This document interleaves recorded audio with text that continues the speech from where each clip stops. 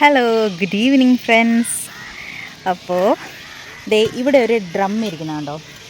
ഒരു വലിയ ഡ്രം വാങ്ങിച്ചിട്ട് അത് രണ്ടായിട്ട് മുറിച്ച് ഒരു ഭാഗത്ത് അതിൻ്റെ അടപ്പ് വെച്ച് അടച്ച് പിന്നെ വെള്ളം വാർന്നു പോകാനുള്ള ഹോള് 2 ഡ്രമ്മിലും ഇട്ട് അതിനകത്ത് മണ്ണും വളങ്ങളും എല്ലാം മിക്സ് ചെയ്ത് നിറച്ച് കുറച്ച് ദിവസമായിട്ട് ഇങ്ങനെ വെച്ചിരിക്കുകയാണ്, വെള്ളം തെളിച്ച്. അപ്പോൾ നല്ല അടിപൊളി സെറ്റായിരിക്കുവാണ് ഈ ഒരു മിശ്രിതം. അപ്പോൾ അതിലേക്ക് ഞാൻ ഇന്ന് നടാൻ പോകുന്നത് കോട്ടൂർക്കോണം മാവിൻ്റെ ഗ്രാഫ്റ്റഡ് തൈ. ഇതാണ് നമ്മുടെ കോട്ടൂർക്കോണം മാവ്. ഇത് ഏകദേശം 1 വർഷം പ്രായമായ മാവാണ്.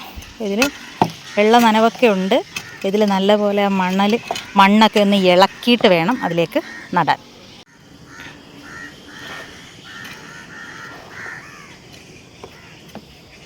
അതെ, ഈ മണൽ ഒന്ന് കാണിച്ചേടാ, എന്ത് രസമായിട്ട് കിടക്കുന്നു. ആഹാ, സൂപ്പർ.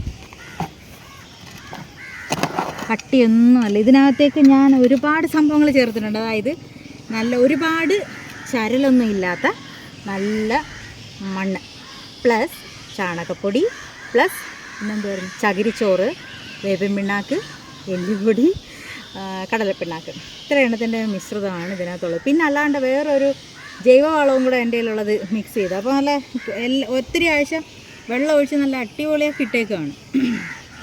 അപ്പോൾ അതുകൊണ്ട് ഇതിങ്ങനെ കിളക്കുമ്പോൾ എന്തൊരു സുഖം. നീ ഇത് നല്ലപോലെ ഒന്ന്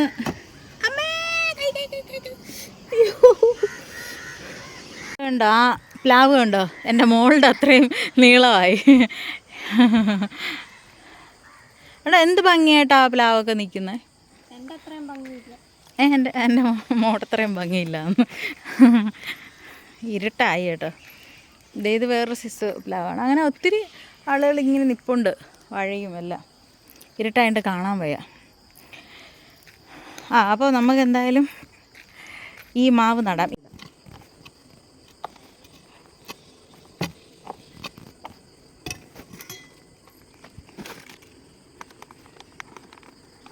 നഖം കൊണ്ടങ്ങ് വലിക്കാം. അമ്മയ്ക്ക് നഖമില്ലയോ?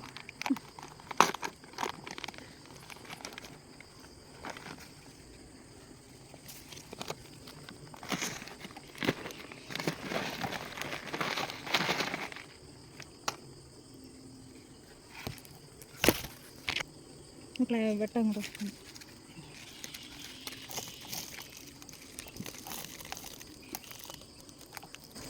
ഇതറിയോന്നേ.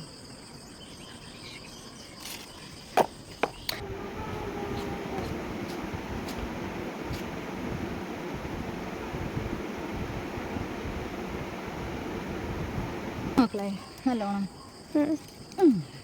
നേരെയാണോ? ദൂരെ നോക്കിയാക്കളെ, നേരെയാണോ?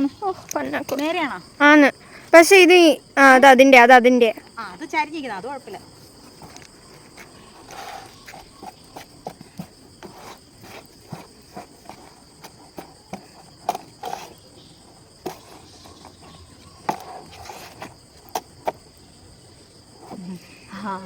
സൂപ്പർ.